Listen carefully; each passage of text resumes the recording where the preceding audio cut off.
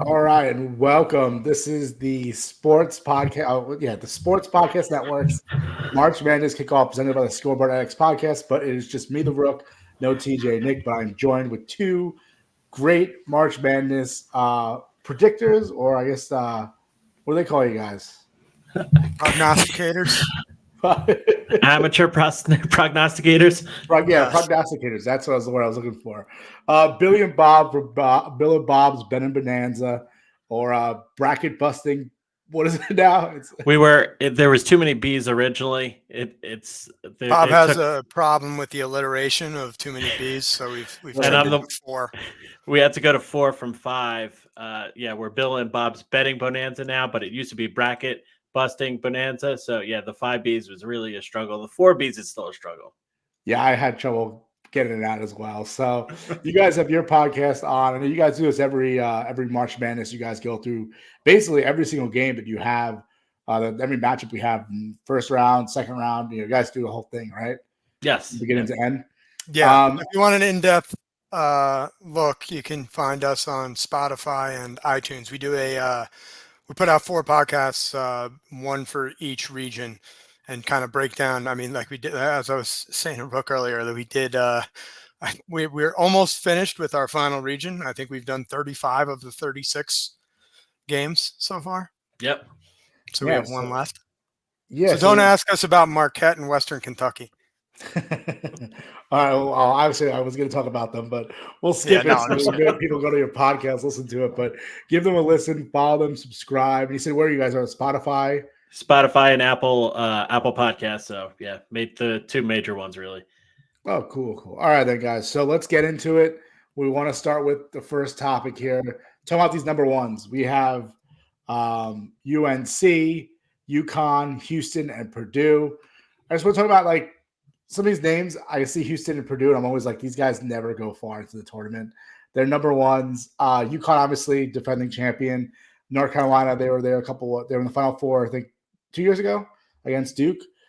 So these are teams, obviously, some are, they're favorites, obviously, number ones, but I just don't trust all of them, even though, So I want to ask you guys what your opinion is when it comes to these number ones. Are we riding with the number ones? Who's the first to be eliminated? Who's has the best chance at being champion this year?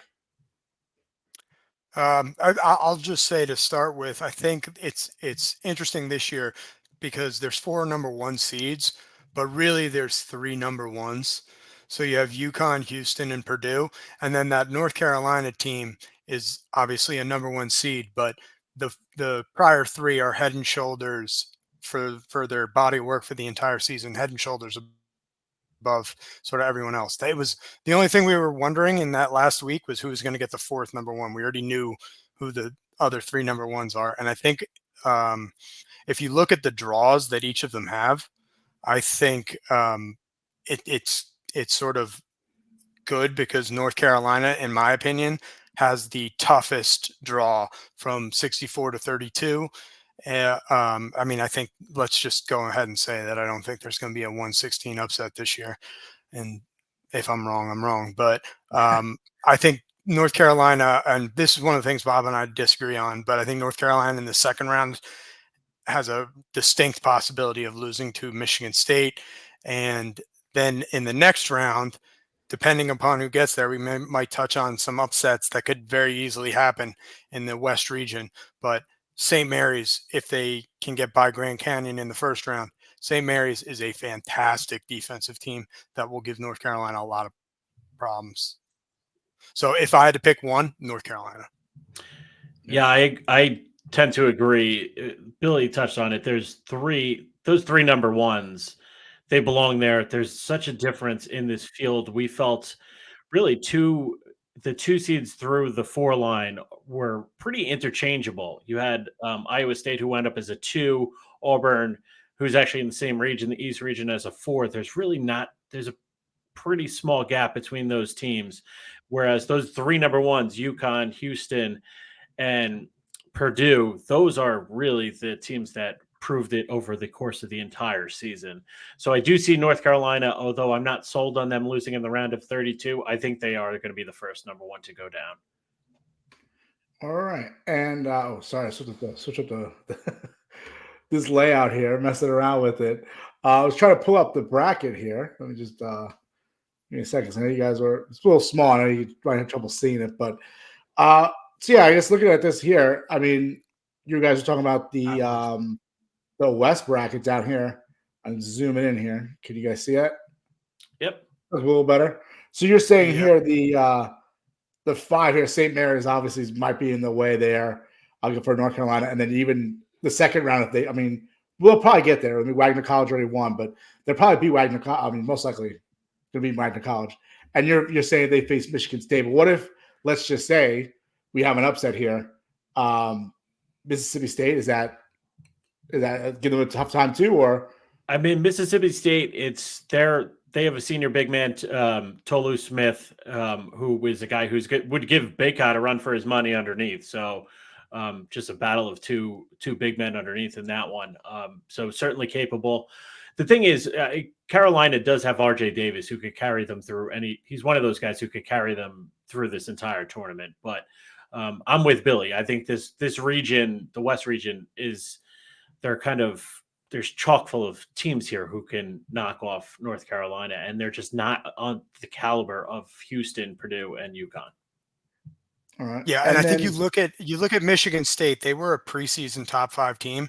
They played in the Big Ten, so they had a lot of tough matchups throughout the course of the year. They didn't necessarily win a ton of games. They obviously have 14 losses, but when you throw in the fact that Izzo is as a lower seed or a worse seed in the tournament, this is a pretty remarkable stat.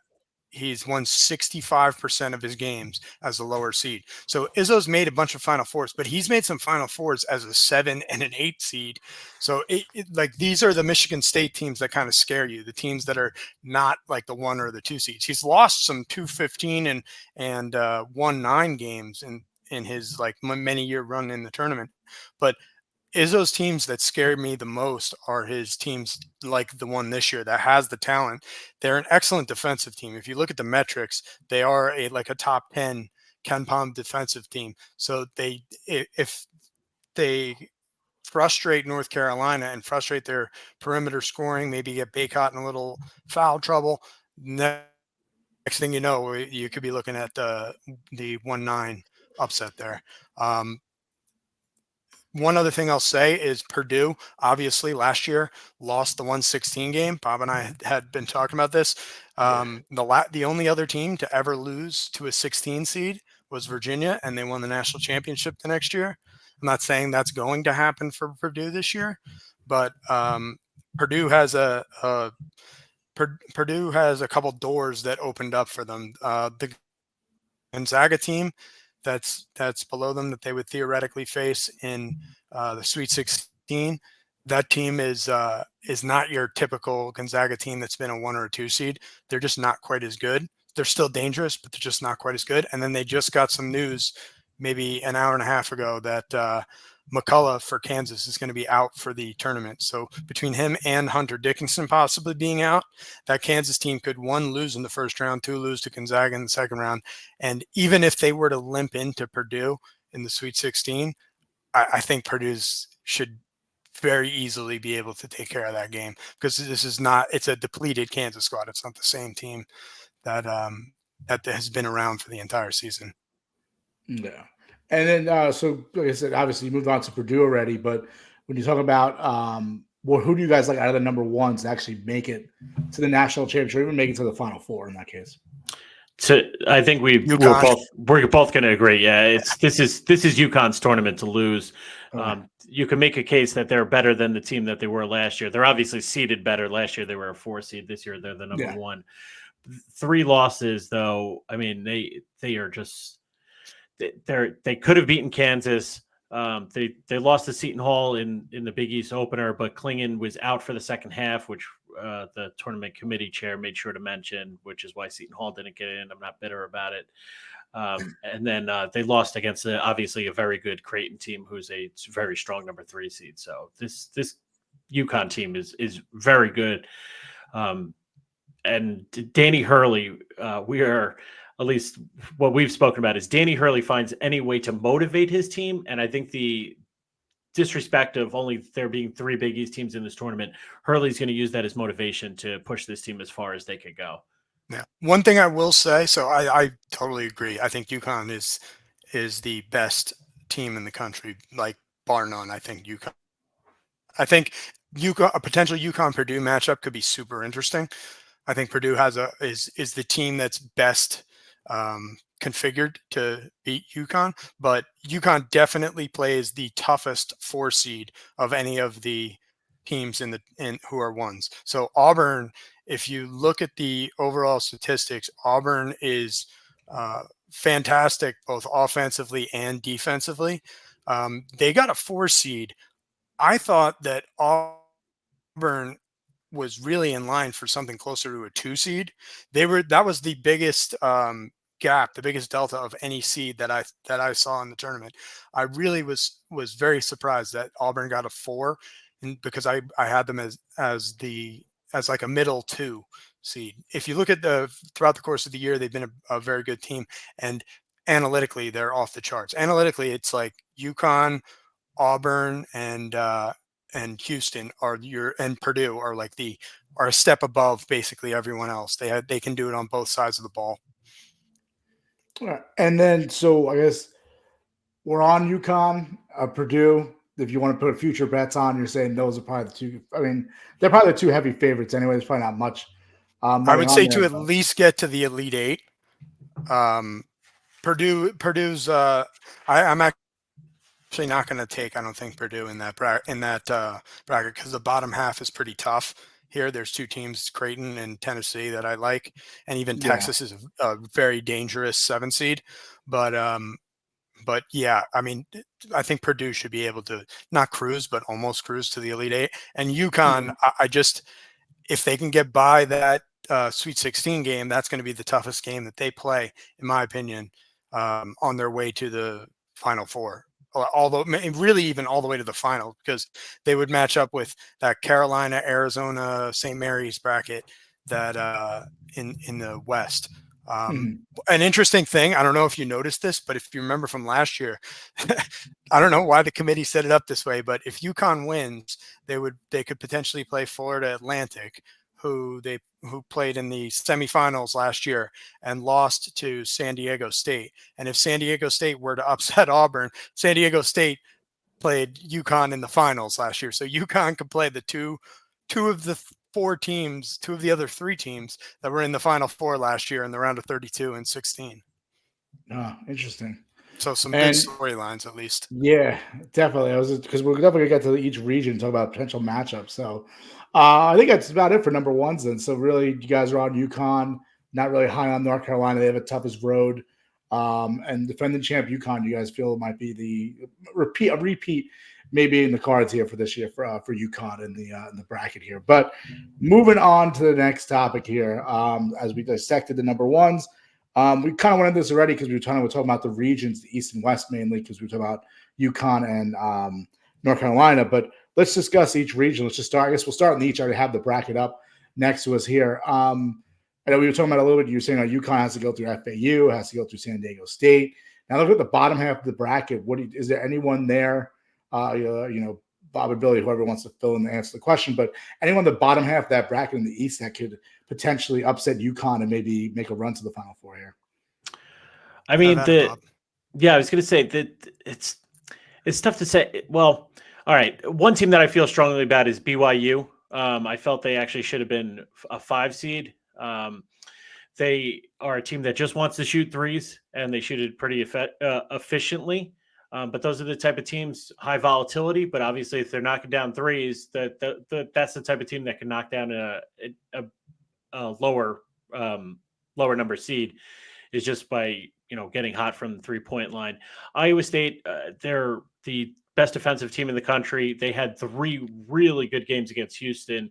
Actually beat them twice this season in the Big 12. So both of those teams are, to me, very accomplished and teams that could challenge them in the Elite 8 game. Illinois is one of the best offensive teams in the country. They just really struggle on the defensive end, but they have a guy, Terrence Shannon. Shannon's the type of guy who, guys make their name. There's so many guards who make their name in this tournament. Terrence Shannon, it could very well be one of those guys. Illinois, I just don't. Their issue is going to be defense in this tournament, but their offense is as good as anybody. So those are certainly teams, in the bottom half who could challenge. And another interesting thing in the bottom half here is, and probably another reason I like UConn is I don't know exactly where it's going to come from, but I think the 2 and 3 seeds are in danger. So they both played all the way to the finals and won their conference tournaments. And so their legs probably are not quite as fresh as some of the other teams. So BYU then becomes quite interesting because Morehead State has a little bit of upset potential. If I had to pick a 3-14 upset, I think I would go with Morehead State over Illinois. I don't necessarily think it's going to happen, but BYU, it certainly could. And then for Iowa State, I really like Drake. I watched them in the conference finals a week plus ago against Indiana State, who I thought should have made the tournament. I thought Indiana State and Seton Hall in particular should have made the NCAA tournament over Virginia, and I don't know, pick another one from there, but definitely Virginia I don't think deserved to make the tournament. But Drake is the coach's son on that team, kid by the name of DeVries. He was the player of the year in the conference and had 26 or 27 points in their conference tournament. And I think could be one of those NCAA one shining moment kind of stories where we could see an embrace of father and son on the sidelines as they pull off an upset against number 2, if they can get by number 7, Washington State. So I like, if you're looking for a really interesting 10 seed upset, I Drake in this region is pretty interesting. And that's additionally why I like UConn. It's like, if they can get by Auburn, who could potentially lose to Yale or to San Diego State, I just think that UConn's just got too many horses. They've also added shooters this year. They're a very difficult team to pick against. And I feel like the bottom of that bracket is not going to really go as chalky as it would first appear if you look at what teams did last week, because I think there's going to be some issues with teams' legs. One quick thing on Drake. Last year when Drake was in the tournament, DeVries, I think he only scored he scored less than 10 points. I know that. It might have even been less than 5. So I think that's a guy who's going to come into this tournament prepared, and he's not going to have a letdown game again. Yeah, he's a junior, right, Bob? Yeah, I don't think he's a senior. He's a junior. Yeah, so Drake, we both have them on upset alert. All right, so Drake on upset alert. So you're saying there will have real madness or that chaos happening, where a lot of higher seeds will probably be here at the bottom half of this East. Or you guys have another part of the bracket that you feel might be a little bit more upsetty? I guess I don't want to say chalky. The opposite of that is upsetty, I guess. No, I would say you go to the West. The West has a ton of upset potential as well. Like if you look at if you move down to the West bracket, you have the 5-12. St. Mary's, who I think is a fantastic team, but they're going against Grand Canyon. Grand Canyon is legit. This is like they've made the tournament 3 out of 4 years that Bryce Drew has been there. and they are 29-4 for a reason. They have serious upset potential against St. Mary's. It's for St. Mary's, to me, it's about surviving that first game, because I really like their matchup in the second round. And even below that, Alabama Charleston, super interesting matchup. Alabama is top 5, I think, offense in the country, but maybe like 112 defensive ranked team. So if shots aren't falling for Alabama, Charleston could easily beat them. Charleston's head coach is probably not going to be Charleston's head coach next year, because he's the most coveted or second most coveted head coach in the country. There's already openings where his name is being bandied about. So I think you could see a Charleston upset of Alabama. And even if Alabama were to win, I don't really see them beating St. Mary's, because I think St. Mary's defensively, St. Mary's has a guy who was the WCC Player of the Year, Marcelonis. He's his father, Sarunas Marcelonis, was an NBA player in like the 80s and 90s. One of the first like Eastern European, that first crowd with like Petrovic and the rest of them. Like that's a very feisty and good team, and they're guard driven. And Bob and I talk about this a lot, but it's like, if you have really good guards, and they have 2 of them, Mahoney and Marcelonis, if you have 2 really good guards in this tournament, like, you could really go places, especially if they catch fire. They both can shoot, and like I said, Marcelonis was the conference player of the year with all the Gonzaga guys and St. Mary's. So yeah, I think that there's plenty of upset potential in the West as well. I zoomed in on your hair a little bit, because just so everyone can see on the Bills' names, is lover of scrappy point guards. So that's is that a team that's gonna be that scrappy point guards that you're gonna be? Yes, that's what Marcelonis is. He's an incredibly scrappy and tough point guard. Two things also to touch on in the West. Alabama, if you're looking for a single game to bet on, Charleston's actually getting 10 points right now. Bama, over their final 7 games of the season, was 1-3. 1-6 against the spread. They're laying 10 to Charleston. So Charleston, even if you don't want to pick them to go over Bama, I think Charleston getting 10 points is something it's worth a look there. We both also feel pretty strongly about New Mexico in the bottom half. The next pod below it, the 6-11 game. New Mexico just won the Mountain West. They probably it looked like they were going to. The committee basically says that they needed to win the Mountain West in order to get in based on the seeding, but just a complete contrast in how they finished. New Mexico finished strong. Clemson did not. New Mexico has several NBA sons of NBA players on their roster. Jamal Mashburn Jr., their coach is actually Rick Pitino Jr., and they have Jalen House, the son of Eddie House. Shout out my guys from Iona, local. They have Nelly Joseph, who is a 8-8 guy, and they also have another rebounder. They're starting 5. Obi Toppin's brother. Oh, yeah, they have Obi Toppin's brother, a freshman at New Mexico also. They have a really good starting 5, and they're going to go. They play with a ton of speed, and I'm not sure Clemson's guys have the horses to defend them. No, I totally agree. And New Mexico dealt with a ton of injuries in the first half of the season. And so they really didn't round into shape in the second half. So the analytics can be a little bit misleading as far as that team's concerned, because they are absolutely peaking at the right time. And if you want further proof of that, New Mexico's odds to make the Final Four as an 11 seed are better than any 6, 7, 8, 9, or 10. So do with that information what you will. But there's New Mexico is a very, very live double-digit team. They would match up with, I guess, Baylor in the second round, and potentially Arizona in the Sweet 16. They're fully capable of beating all 3 of those teams. And like we said, the top part of this region has the weakest number 1 in North Carolina. Yeah. And a lot of other teams that this would be the one region where I could say you could see a potential 11-5 or 11-12 matchup in the regional final.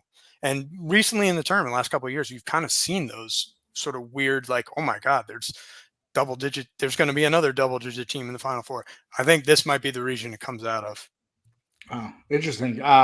Interesting about New Mexico. I didn't realize they had so many connections in the NBA there. Yeah. So and Pitino's father coached Jamal Mashburn, obviously at Kentucky in 92 to 90 or 91 to 94. He's part of that famous Duke, Kentucky the East greatest game ever Regional played. Final, greatest game in college basketball history. But so the father's coached you, and the son coaches the son. Yeah, that's funny. So moving on from the West, well, obviously the West has a lot of potential upsets. Looking at the Midwest, what do you guys feel about this one? Is this something that's kind of be chalky, or do you think it's going to be some sort of? So I actually, you were talking about this before. You guys you were saying Billy. I think Billy or Bob, you guys were saying that you like Creighton coming out of this. I actually like Creighton as well. It's one of the three Big East teams that are into the bracket. I would go on about that. I know Bob's gonna be upset about the Seton Hall being left out. And I agree, they should have been in. St. John should have been in, but Creighton, one of the lone standing Big East teams. I kind of like them out of this. What do you guys feel about the Midwest region here? Yeah, I mean, Bill touched on it before. So the top half, I think Purdue has a nice road, especially with the injury to McCullough, who was Kansas's not only their best offensive player, but their best defensive player, and just how they do things, how he defends out on the wing. And Dickinson being a question mark too. And Dickinson does have a shoulder injury. Yeah, he sat out there their one Big 12 conference game. They basically punted that one, but he got hurt the last regular season game for them with a separated shoulder. Billy Hunter Dickinson against Edie at Purdue would have been an interesting matchup. I agree. The 11-6 game, Billy will disagree here. I like Oregon over South Carolina. Dana Altman is just, to me, one of the better coaches in the country. Prep time there to go against South Carolina. I like Altman to lead Oregon there. Creighton, I think, I've seen people picking Akron on an upset alert. I disagree. I think this Creighton team is kind of made to make a run in this tournament like they did last year. Last year, going into the tournament, the storyline was Creighton hadn't gone far under McDermott, and then they obviously advanced several rounds in. On the bottom half, Virginia and Colorado State, out of my gripe against Virginia being in this tournament, I can't pick them on upset alert. Colorado State the same way. I feel the same way. I hate Virginia. Can't do it. They're a great defensive team, well coached. Can't do it. But their offense is unwatchable. It's ugly. So bad. Yep. So I hope they lose. And St. Peter's, despite having won a 15-2 game 2 years ago, I don't see it coming here. So this is a region where I think it's a little bit chalkier per se. McNeese, people are high on McNeese. McNeese didn't really beat anybody to me, so I think Gonzaga, although they're having a down year, goes over them. It's really the pick here would be Samford over Kansas, but I'm not going to pretend I know much about Samford.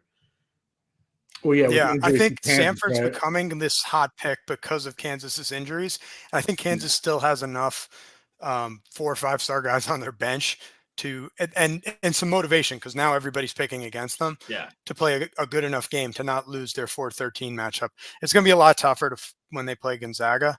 At the bottom of the bracket, I will say Tennessee this year is a very interesting team because they've got one of the best defenses in the country. Their offense isn't quite as good, but Tennessee almost always is a very physical team that plays great defense, and how the refs ref the game matters a lot to them.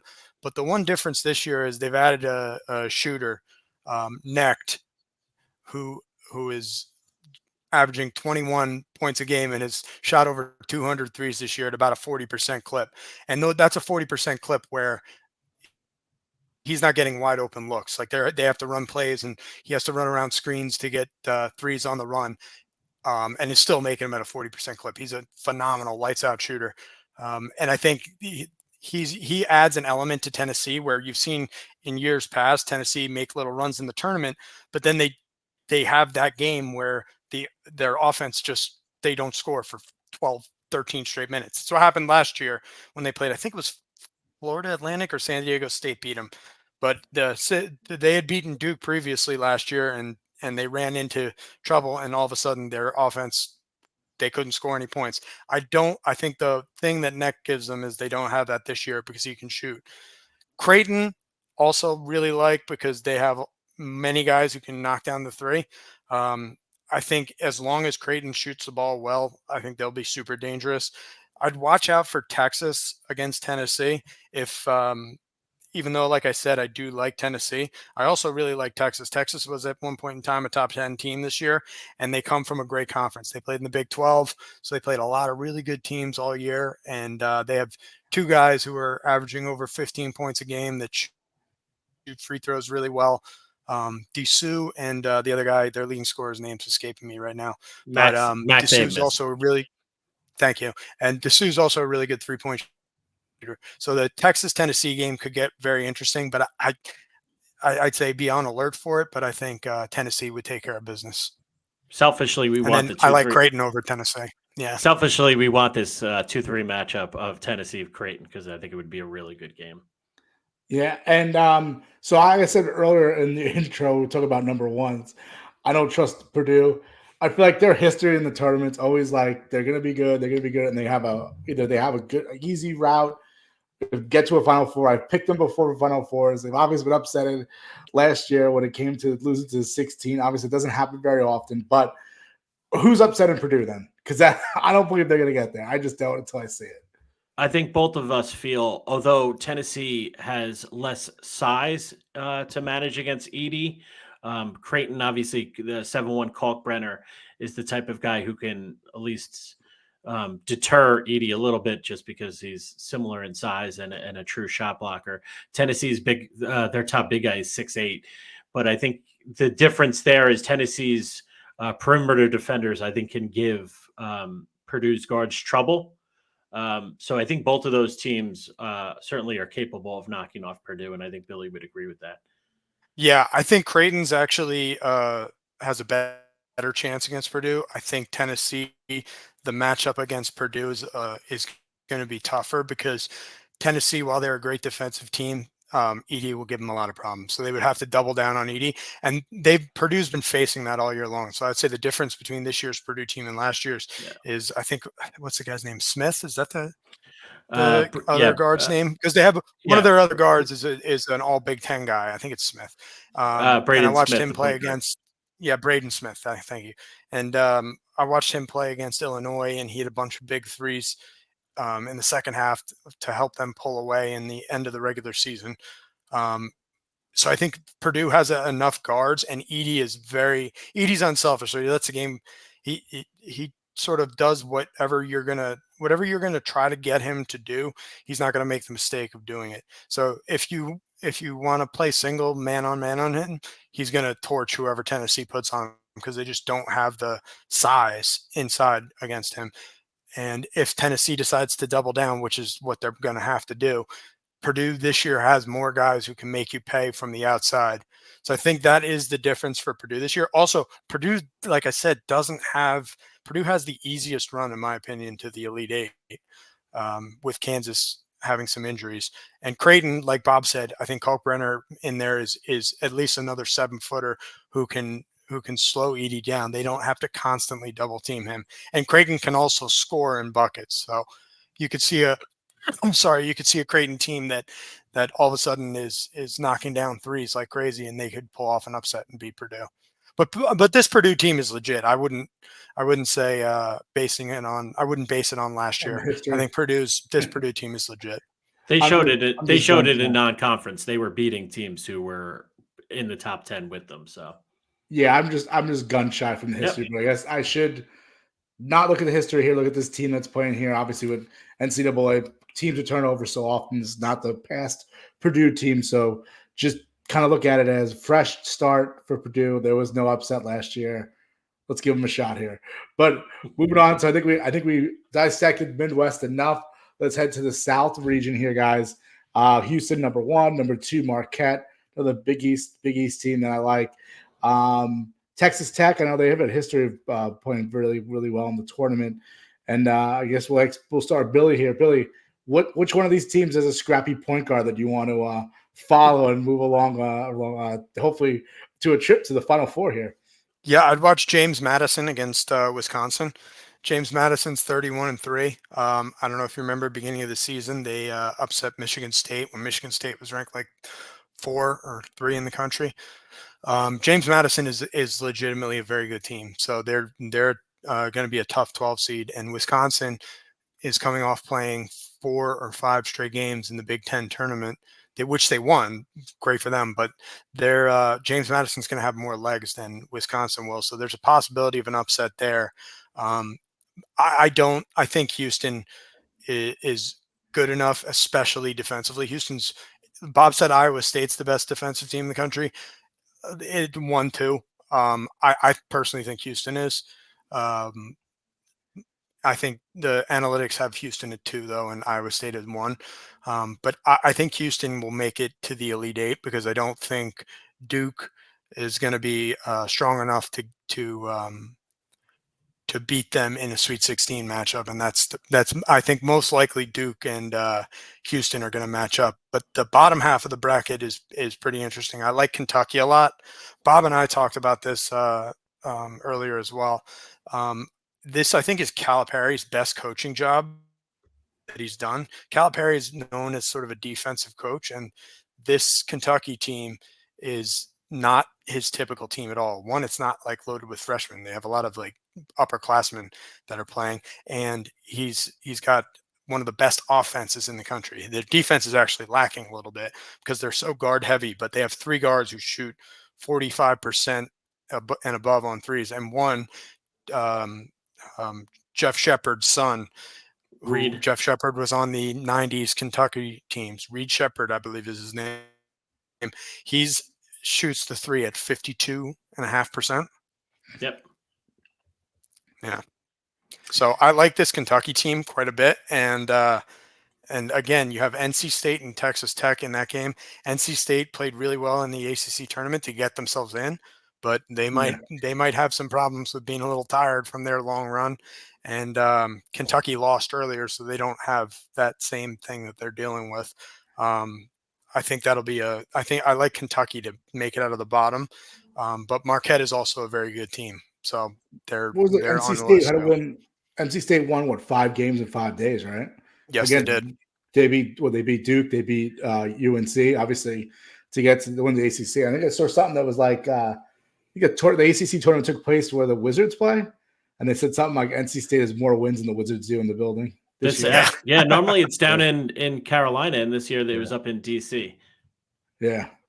So Bob, what do you feel? How about South region? What do you think? South region, yeah, I mean Marquette. It really depends on their point guard is an All-American, Tyler Kolek. If he is healthy, he didn't play in the Big East tournament, and they still made the semis. If he is healthy, this Marquette team can certainly make the Final Four. They have Cam Jones, who is a guy who didn't get any Big East honors at all, and Shaka Smart, and has been pretty vocal about it, and I think he's got a pretty good case. Cam Jones is a really, really good scorer. I felt he was a little more inconsistent this year than he was in the past, but yeah, they also have a mismatch kind of nightmare as their hybrid center in Oso Ighodaro, a guy who he's about 6'8", 6'9", but it's weird because for a big guy, he's taking floaters in the lane, and when Kolek's been out, they actually use him to bring the ball up the floor. So I think they're a team that could kind of mismatch guys, but they could also switch 1 through 5 on defense.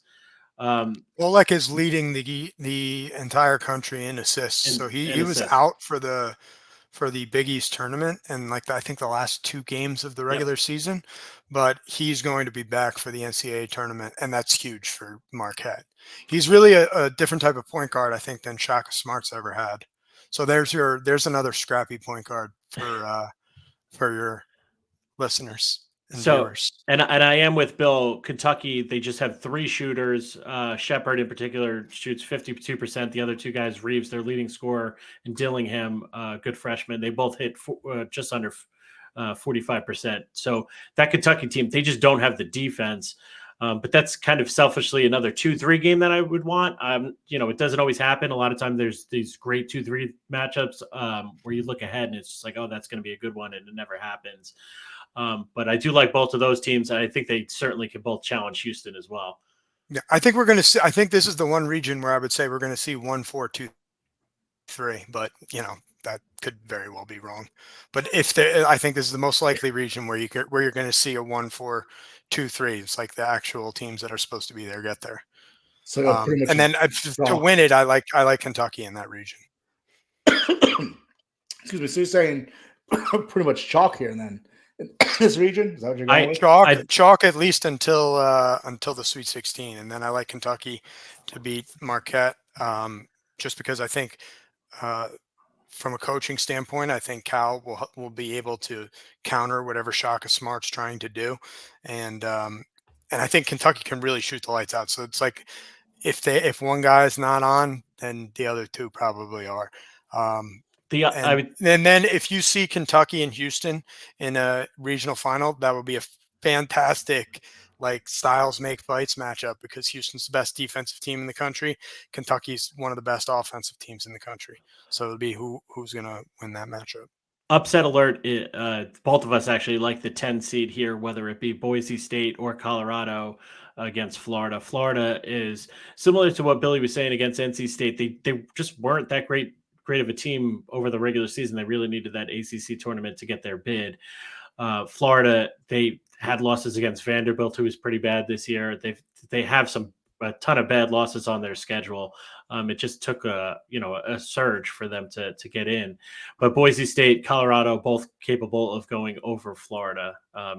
We both agree there. The other one is James Madison over Wisconsin. Billy and I both disagree there. Billy likes James Madison. I think Wisconsin's got enough to go by them.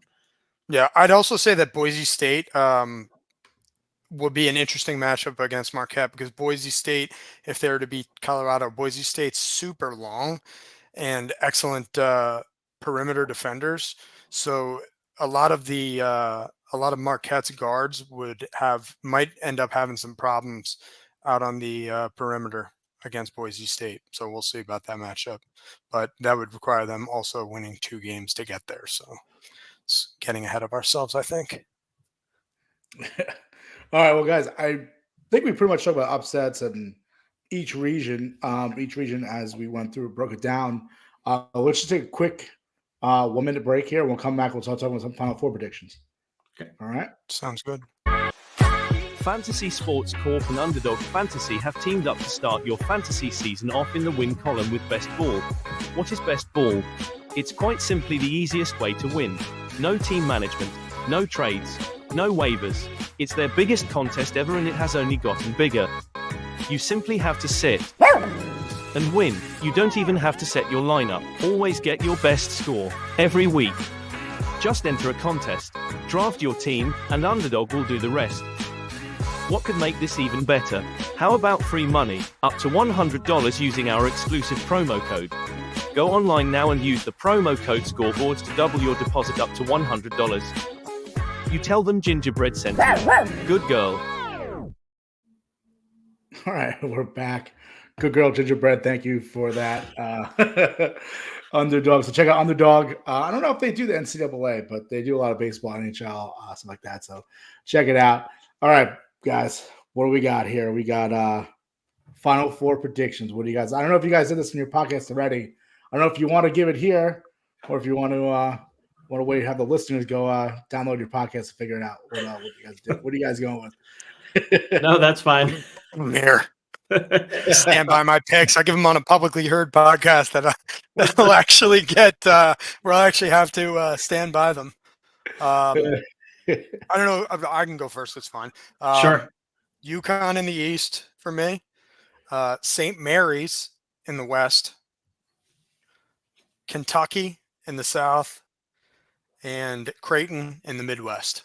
And I would love to see a Creighton-Kentucky matchup. I think that would be delightful to watch for anyone who enjoys offense. And then I like UConn rather to win the whole thing. Bob? Yeah, in the East, I'm going to go with Bill with UConn there. Actually, I'm going to go across, so South after that. I'm actually going to go with Houston. I like Houston. I think Jamal Shed is one of the best two-way guards in the country, type of guy who I think is going to rise to the occasion and really make a name for himself on the national scale if people don't know him already. The bottom one, my Big East bias is going to shine through here. I think Creighton, I'm going to agree with Bill, will come out of the Midwest. I think they're going to beat Purdue in the Elite Eight. in what will be hopefully a really good game if those two teams meet up. The West, I'm very undecided. I am big on Baylor, but defensively, I just don't think they meet the metrics for me. Oh, come on, say New Mexico. You know, Throw some stones. I do want to see New Mexico go into the Final Four. If I had to go with a real dark horse, I would put them in the Final Four. But you know what? We haven't mentioned Arizona. Arizona analytically is one of the top 5 teams in the country. And that's where I was leaning. This them in there. One of those three teams. If I'm going chalky, I'll go Arizona in a bracket. But if I'm going for upsets, because if you get some of these pools, if you're getting points for double-digit seeds beating single-digit seeds, you can get extra points there. Give me New Mexico. All right, well there you have it. So you are very undecided. Yeah, I was gonna say you guys still. Who do you have winning it all? I mean, I have UConn winning it all. Yeah, I think it's. I said it to Bill. I think it just it will take a perfect game to beat UConn, and there's so many teams that are flawed. I'm not sure that there's too many teams out there who could play a perfect game. I think Purdue's the only team that can really that just from a matchup perspective. If Purdue would have to obviously make it, but I think Purdue's the only team that really could give UConn matchup problems, because Edey is the best. I would say Edey is probably the best individual player in the country. I think he could get Connecticut's big man into foul trouble, and Purdue is a good enough team defensively that they could cause some problems on that end. But yeah, again, I just think UConn is too good for everybody else. One thing worth mentioning because you were asking for like money line bets and stuff like that, and we kind of gave you a few. But UConn, for those people who don't look closely enough at the brackets, their round of 32 and the round of 64 games are going to be in Brooklyn. UConn fans are going to travel no matter what, but obviously driving distance to Brooklyn in those first 2 round games, I think makes a huge difference. So being in the East Regional, then the Sweet 16 and the Elite 8 games would be in Boston for them. So conceivably, they would not have had to travel on a plane until they get to the Final Four. So I think that, like, although Billy touched on it, Auburn clicked, they click off a lot of boxes, being a very good offense and defensive team. Metrics, fit a lot of different molds. But UConn, just that travel in general and having probably a larger fan base than they might have had, at a different site, just because of how close they are to Brooklyn and Boston. That means so much. Right now, going into the tournament, before the tournament, they were minus 110 to go to the Final Four. I think with the seeding of Auburn and obviously the East region being very tough with, you got San Diego State, Florida Atlantic, you have other teams that won their conference in here.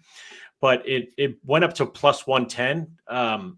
Even if you did like it's called a mechanical parlay, where if you just keep betting the same team on the money line and then just rolling over your winnings, it would never work out where you would get UConn anywhere close to like even money. So like a minus 110, but I've seen plus 120 since the bracket came out. So not a bad look there. Yeah, that's a really good point. Basically, UConn in the UConn Auburn game, it basically be a home game for UConn. Yep. So the crowd will be UConn fans travel, and they're super excited about the Danny Hurley era. Like UConn the Boston will be all UConn fans. We shouldn't be all UConn love. Their fans just love spelling out UConn because it's obviously very tough to spell. But so actually, Billy, your dream matchup for national championship would be. You're saying UConn Purdue? Well, just because I think UConn's going to be there, I wouldn't mind seeing UConn Purdue. I think that would be a great matchup. But there's other teams, I should say, there's other teams that are capable of playing with UConn. UConn does have some losses this year. So, I think if I know I picked Creighton out of that region, but I think Creighton has obviously already played UConn, twice or 3 times this year? Twice. Okay, twice this year. Tennessee, I think, would be a really interesting matchup for UConn. Tennessee would have some problems with UConn's size, but Tennessee's a fantastic defensive team. And so they could pose some problems for UConn.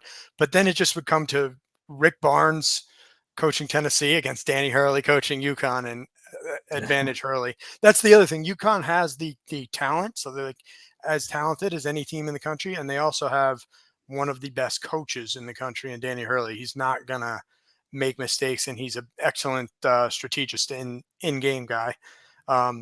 Auburn might be interesting, and I just say that because Pearl's also a very good X's and O's coach and has a lot of talented guys on his squad. So I think that'll be their biggest. I really think that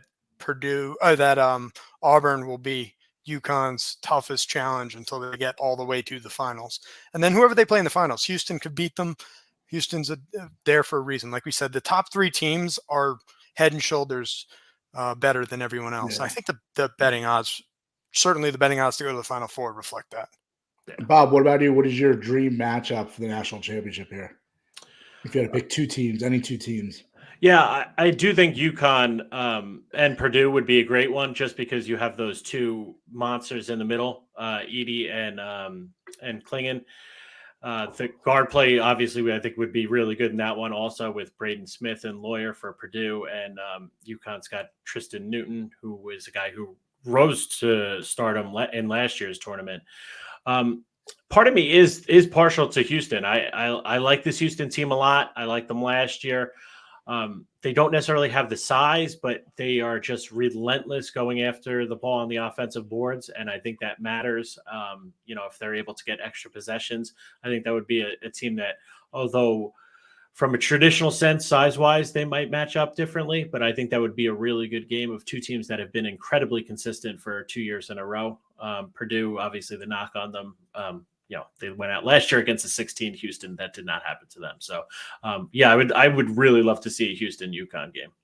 Bob, I have some great news, and I just like to preface it by saying we recorded this when before the second game of tonight started. Virginia is down 13 at half, so we might not have to see them. And guess how many points Virginia has in the first half? Probably under 20. 14. Yeah. Wow. So like we said, absolutely putrid offense. I feel like a 13-point deficit for Virginia is like a 40-point deficit for any other team. Good news. I thought you were going to say Seton Hall was going to be allowed to come out at halftime and finish the game, but is Seton Hall a COVID alternate this year? That's stupid. That would be great if they brought that back. Yeah, you never know. You stunk in the first half. We're going to the alternate. That would be great. Yep. I still can't believe that they. I mean, I don't want to touch on it too much, but I mean, I can't believe they could put Virginia in. I think Virginia's just so putrid. They're just so utterly disgusting team to watch play basketball. Yeah, it's. I know it was, and to put them in over Seton Hall, who absolutely deserved to get in with the wins they had, and Indiana State, who would have been one of the most fun teams to watch in the tournament, and won their conference, just lost by 2 points in the final to Drake, who's a very good team. And Drake's a 10 seed. It's not like Drake finished second in the conference and they're a 10 seed. It's not like Drake was seeded as a 15. So Indiana State really got screwed. Plus they had Kareem Abdul-Jabbar. I was just going to say Kareem Abdul-Jabbar was on that team. So who wouldn't have enjoyed watching him in the NCAA tournament? He would have been a great story for the NCAA tournament. I mean, he literally is the big fat kid on your CYO team who went through puberty earlier than everyone else and is 5'11" and chubby and wears nerdy goggles. He's got the Panther. He's got everything going. He's got the Panther tattoo on his arm that just doesn't match. It's a mismatch with the goggles. It doesn't. They really screwed us. We should be watching Indiana State play right now, or at least Seton Hall play. He reminds me of remember Matt Stainbrook from Xavier? Yes. Yeah. The taxi driver. He was an Uber driver on the side. He was an Uber driver. Yeah. Maybe even a chubbier Kevin Pittsnoggle, if you remember. West Virginia player who's now come full circle and is an assistant principal at a high school in West Virginia. He went from being an NCAA tournament star to His assistant. He's just like an assistant principal at some high school. I don't even know if he coaches basketball, but I saw a thing and it was like, where are they now? It was like, all these other guys were coaches or like still playing in this league. And it was like Kevin Pittsnagel. And he's like full head of like gray hair. He looks like he's like 52. I think he's like 32. And it's like assistant principal. He just looks like what you would think of an assistant principal would look like in West Virginia. So also looked very much. I think that might be Kareem Abdul-Jabbar's future too, frankly. I'm sure it is. But let me give my Final Four prediction. I'm not as good as you guys. You guys follow basketball, college basketball all the time. But if I looked at it quick, I do love UConn. Definitely going with them. I'm gonna go. I was kind of thinking St. Mary's there. I know that was Billy's pick, but I think I'm gonna go to Arizona over there for Final Four. And I like Kentucky and I like Creighton, so I kind of follow Billy there. But that's my Final Four. And then what was your Final Four? I think it was pretty much the same thing, Billy, except for you had St. Mary's. Yep. Yes. Yeah. St. Mary's. Yeah, and then Bob, you had. So I had UConn, Houston, Creighton. And then my indecisiveness in the West, either Arizona or took New Mexico. If I'm feeling frisky, I'm going to Mexico. Yeah. All right. Well, there it is. Kick off your weekend. Best weekend of sports, right? You guys agree with that, right? It's got to be sitting around watching college basketball all weekend 100%. Long. I'm actually going to be at the Brigada on Friday all day, so I'm have a pretty excited. Yeah, now that they have sports books in New Jersey, I imagine it have to be pretty wild at the casino. Do you have to? Are you staying there on Friday? Yeah, I'm staying there. Yeah. We did that once. Were hotel rooms absurdly expensive for this weekend? I'll talk to you off.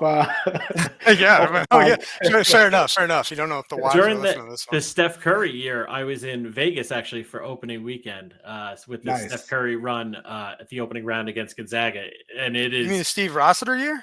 Yeah, just incredible energy in the sports book where everybody is living and dying with some of the, sometimes it just winds up a terrible game, but it's just the one that comes down to the end and there's just guys living and dying with the shots. It's a really cool experience to do at least once in your life. I imagine AC with legalized sports gambling and the sports book down there will be a similar experience. It'll be fun for you. Yeah, definitely. I'm looking forward. I've never done it before. It seems like it'd be a good experience. But I mean, that's it for you guys. I appreciate taking the time out of your day. Thanks for having joining me. And hopefully we'll do this again after weekend number 1. If you guys want to come back, talk about Elite 8, Sweet 16 matchups, and then maybe do one more show before the Final Four and get this thing, unfortunately move into that slow dread of baseball and the the ending of the NBA and the 7 months of postseason for the NBA and NHL. But we appreciate you guys for joining us today, and hopefully we'll see you guys soon. All right. Thanks for having us. Trevor Bauer. And remember, make sure to subscribe to Bill and Bob's Ben and Bonanza, Apple, and Spotify. And then also check out, hopefully stay with us here at the Scoreboard Addicts Podcast with the That Sports Podcast Network, which I stumble over because it's a new name for the podcast network. So check us out here. Subscribe. We'll see you guys later. Thanks, Rook. Adios.